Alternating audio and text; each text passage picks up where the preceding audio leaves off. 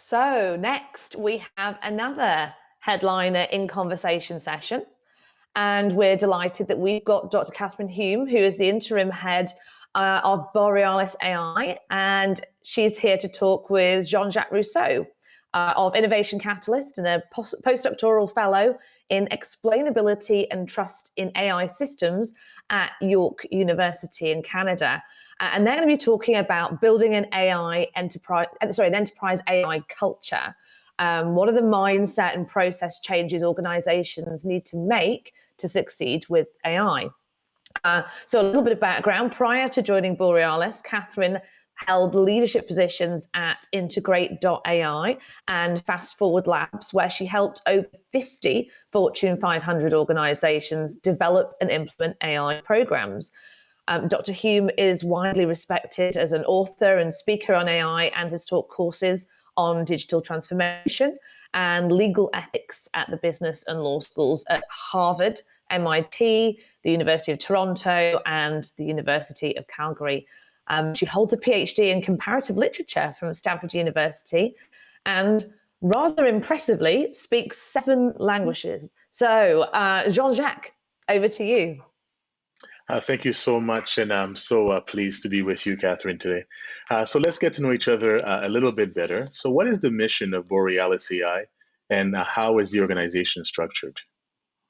Yeah, sure. So Borealis was founded in 2016 as the Machine Learning Research Lab for the Royal Bank of Canada, which for those of you on the line who aren't familiar with is one of the larger companies in Canada, the largest bank in Canada. And our mission is to help innovate financial services using machine learning and AI. So we have a group currently of a little bit over 100 employees, a mixed group in our technology team with machine learning scientists, engineers, product managers, and business engagement specialists who partner up with the business teams to apply our work. And we're really heads down, focused on finding applications for artificial intelligence that can lead to the well-being of the Canadian clients that we serve at the bank. Awesome. Thank you so much.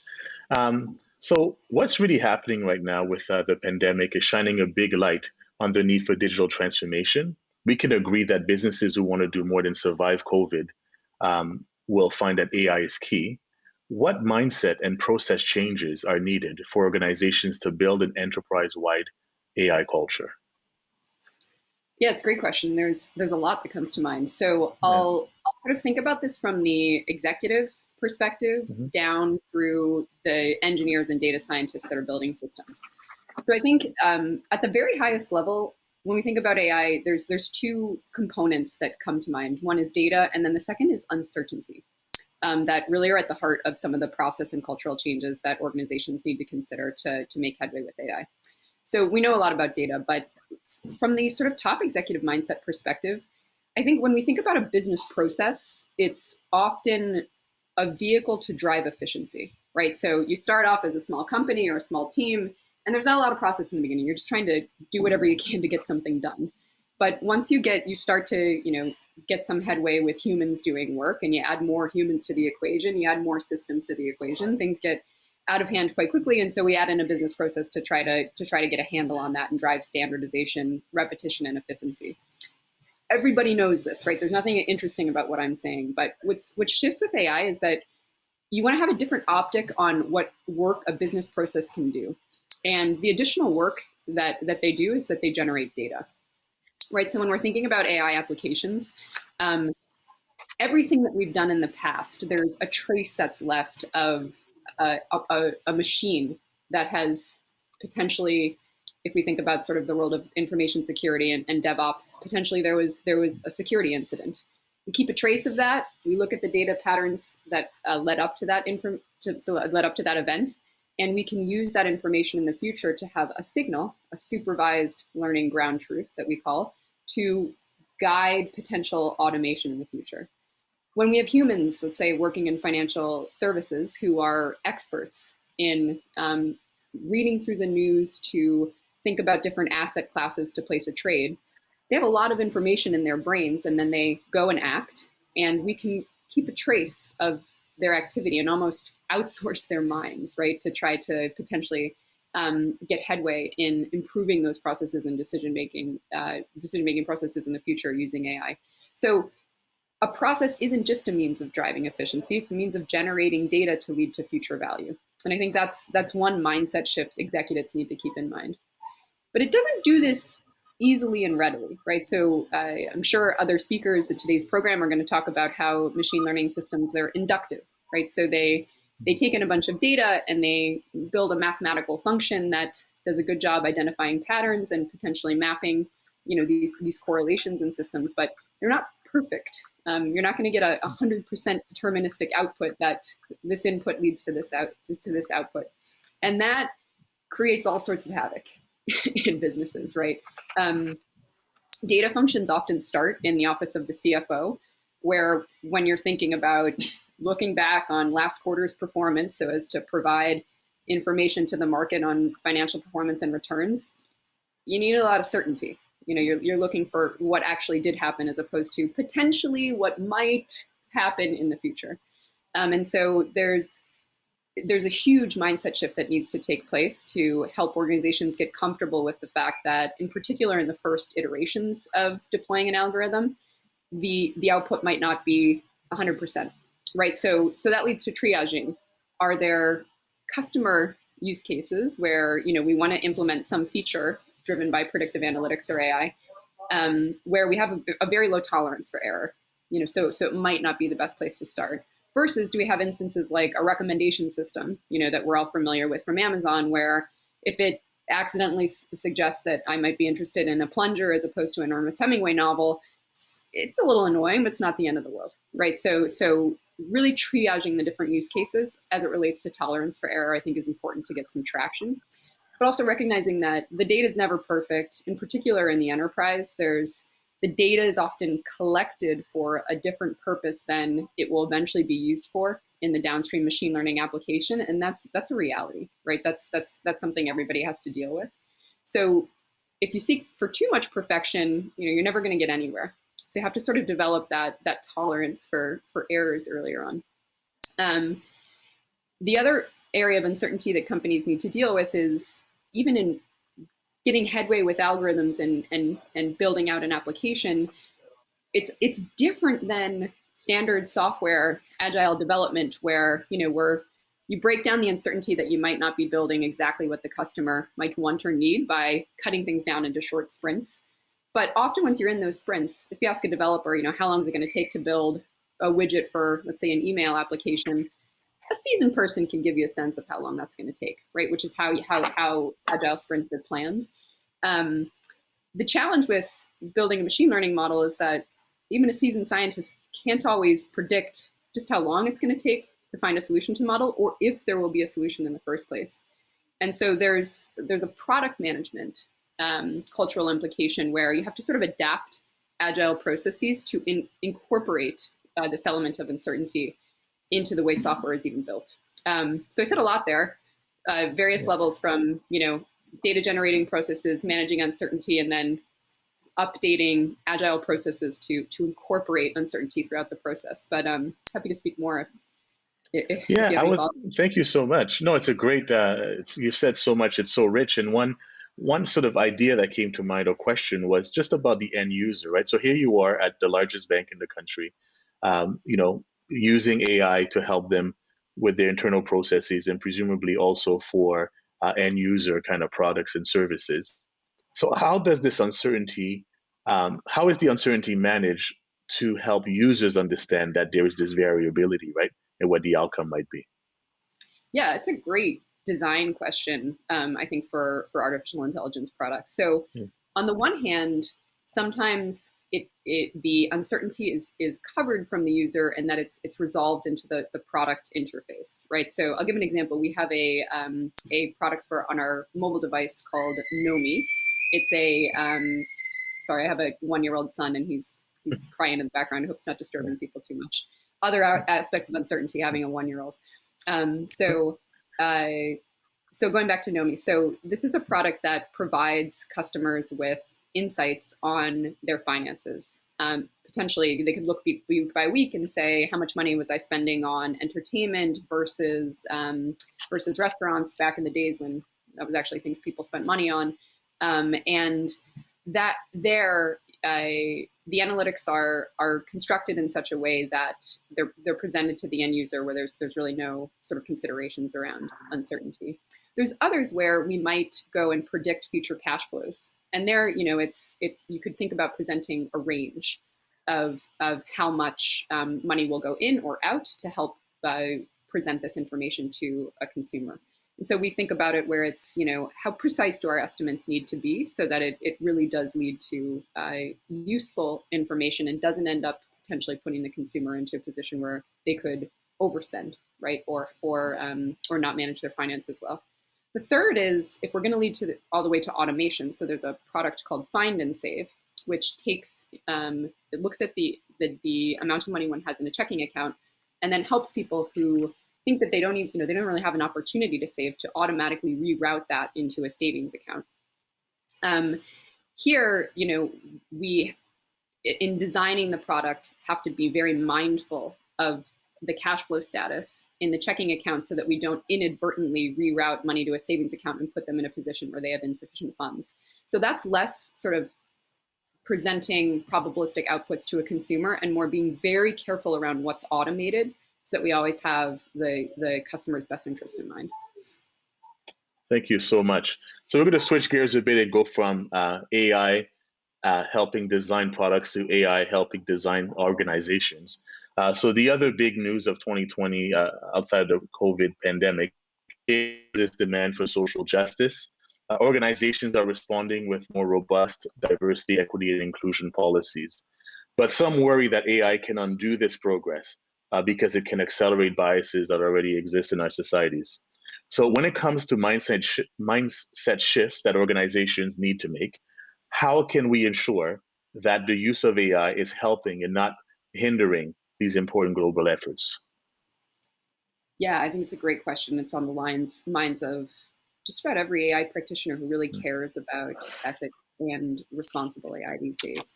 So on the one hand, I think these are efforts that just within the way that we organize ourselves at Borealis and across RBC, diversity, equity, inclusion is big on everybody's mind. And there are policies to create a workforce that is diverse in its approach to thinking about the problems that are worth solving, right? So there's a first pass here that is not necessarily a technical solution, but more around constructing and building, a workforce and a set of employees that come from diverse backgrounds, so that when they're thinking about implementing algorithms, they're asking questions around who's going to be impacted by them and can potentially bring their firsthand experience and childhood experiences, adult experiences that they've had, right, where they can think deeply about the impact of an algorithm.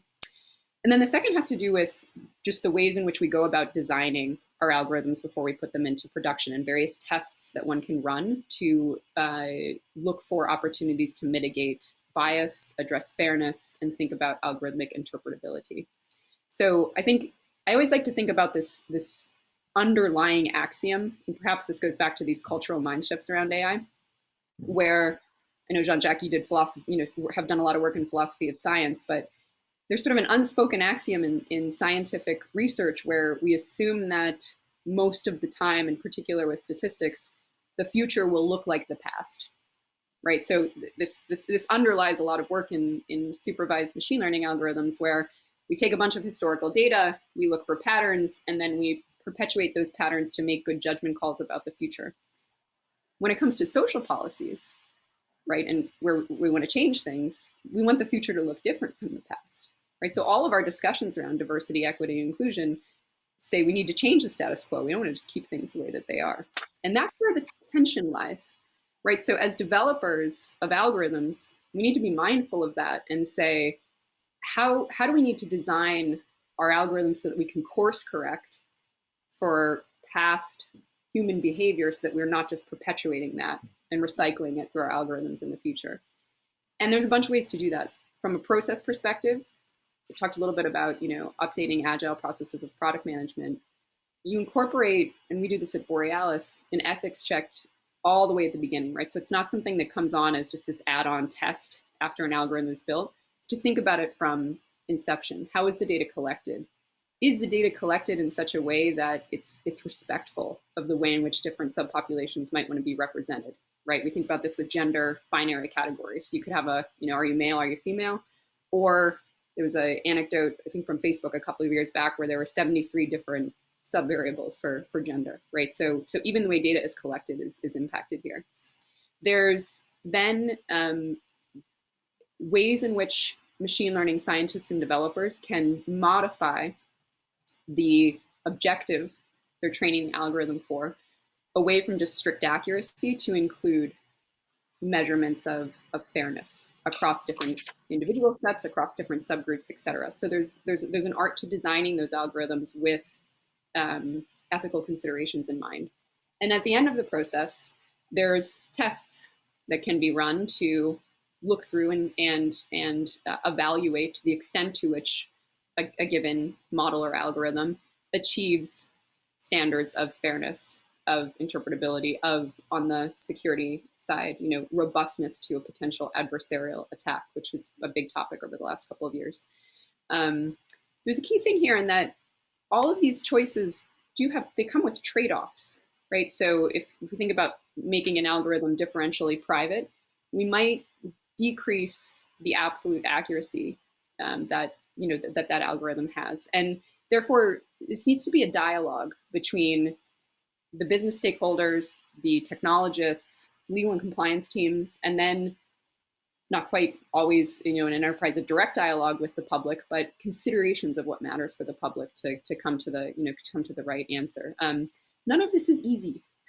It takes a lot of work, right? It takes a lot of just constant dialogue and focus on the problem. But I think the hopeful takeaway is that we're learning a lot about ourselves and our society through this sort of refracted mirror of algorithms. And so there's an opportunity to think about this problem as a lens onto a quantitative lens onto issues in society that we can use as a stepping stone to address these issues. Thank you so much. And I really love the trajectory of designing products and designing organizations to helping design communities and societies by disrupting these past trends, right? And I have to just mention that, of course, is David Hume in our philosophical tradition that disrupting this idea of the future does not need to be like the past, right? So this idea of causality. So I have a final question, which is really a really personal question, because I was so excited about getting to do this with you, and I wanted to pick your brain on something. So I spent 3 years as the inaugural innovation advisor to the president of Haiti between 2016 and 2019. And as part of that work, we launched the largest tech incubator in the Caribbean. But my team and I really struggled to understand how to make a country like Haiti relevant to the outside of simply buying equipment or paying for subscriptions. So my question to you is, how can such a low resource environment as a country like Haiti participate in the present and future of AI? Yeah, I think it's a great and critically important question. A couple of thoughts, and I'm no expert on this, but this is just sort of off the cuff personal thoughts on this. So one is sort of falling. I think as technologists, we have to be mindful about the context trap. There's certain kind of technologies, if we think about like Uber and Didi, that transfer well from the initial market in which they're deployed into a new market, right? So you can have these sort of copycat marketplaces where you take something that starts in one location and then just build the same kind of business in a new market. But that doesn't always work, right? There's multiple instances, in particular, as we think about AI, where we're basing everything, to go back to David Hume, on inductive inferences from data, where the population patterns, the way in which people live, the things that matter to people are quite different in one context and another. So I think there's one thing where it's not really the right approach, as you said, to just have a SaaS license agreement and just benefit from large-scale deployments in a developed country and just bring them into a new environment. I think there needs to be some mindful product design work to understand what makes that population tick, and also how to construct the statistical models to accurately reflect what matters to them. There's a second thing that's almost the opportunity in that, there's often in North America, in the developed world, we have obstacles to innovation because we rely on legacy systems. So there's this huge cumbersome history that we have to work through to take advantage of AI. And I think there's this way of viewing the problem in countries like Haiti where you could have a fresh slate to start mobile first, right? To think about sort of developments in AI and edge computing, where we might not even need to centralize all the data collection on individuals, and we can just have some personalized experiences on mobile devices with all the data kept at the edge. Why not start there? Take advantage of some of the latest and most exciting research and build that into the foundation of the technical opportunity. So it's tough, needs resources, to make things work. But I think thinking deeply about the particularities of the cultural context and then taking advantage of the opportunity to leapfrog the competition and really build on the newest and latest and greatest, I think is really what's exciting. Thank you so much. This was very enlightening for me. I'm still in touch with some of my colleagues, and I really like the specific example of edge technologies, and just more broadly, this idea of, not consistent transferability, like from the source of where the technology was developed to where it may be applied. So it was a pleasure. Just want to thank you, and I look forward to continued conversations. Cheers. Thanks so much. Bye. Thank you. That was an incredible discussion, including reference to the philosopher David Hume, which was somewhat unexpected. So thanks so much, Jean-Jacques and Kathryn.